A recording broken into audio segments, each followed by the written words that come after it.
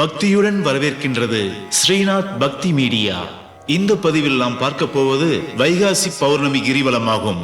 இந்த வைகாசி மாத பௌர்ணமி மிகவும் சிறப்பு வாய்ந்ததாகும்.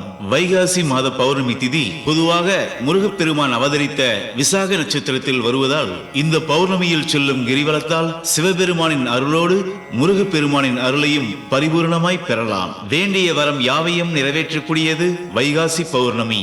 செய்த பாவங்கள் அனைத்தையும் போக்கக்கூடியது வைகாசி பௌர்ணமி கிரிவலம். பொதுவாகவே பௌர்ணமி தினங்களுக்கு அதிகப்படியான சக்தி உண்டு. ஒவ்வொரு பௌர்ணமிக்கும் ஒரு சிறப்பு உண்டு.